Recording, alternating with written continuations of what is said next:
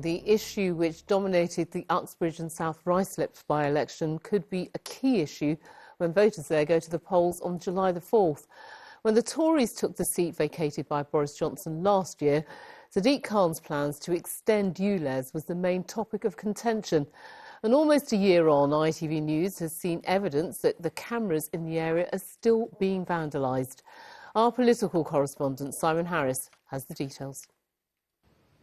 It wasn't snowing in West London, just the latest expression of anti-ULEZ sentiment. Across Uxbridge, cameras have been sprayed with paint to try to frustrate the enforcement of fines.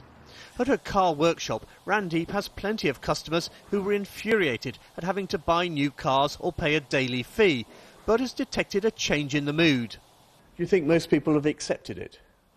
I think they're beginning to accept that that's the way it's going to be, and we understand that we've got to take measures to help with air pollution. 13,965.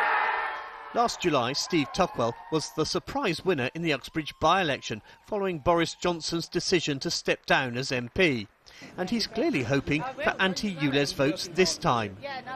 People are incredibly frustrated and angry about the fact that the Mayor of London ignored the residents of Uxbridge and South Ruislip and continue to impose ULEZ on them, which we know is devastating households and continuing to devastate businesses. Keir Starmer and Rachel Reeves. On Saturday, Labour's candidate in Uxbridge, Danny Beales, helped unveil the party's battle bus.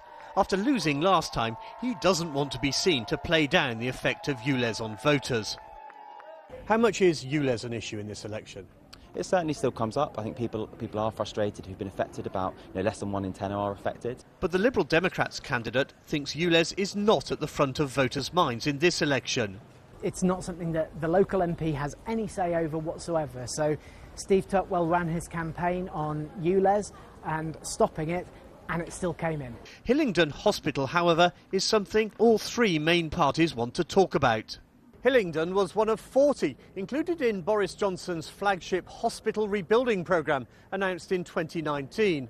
But almost 5 years on, it's still not clear when the project will begin. Labour claims the government hasn't allocated the money. The Conservatives say that's not true. At the moment, the hospital doesn't have the funding it needs to start building, so it's still in a terrible state. The funding is there, the planning permission is there, the enabling works have started. It has been allowed to fall apart. It's become chronically underfunded in terms of maintenance work. Some of the buildings are no longer safe. Historically, Uxbridge and South Ruislip has been a safe Tory seat, but it's now one of Labour's top 6 targets in London. Simon Harris, ITV News, Uxbridge.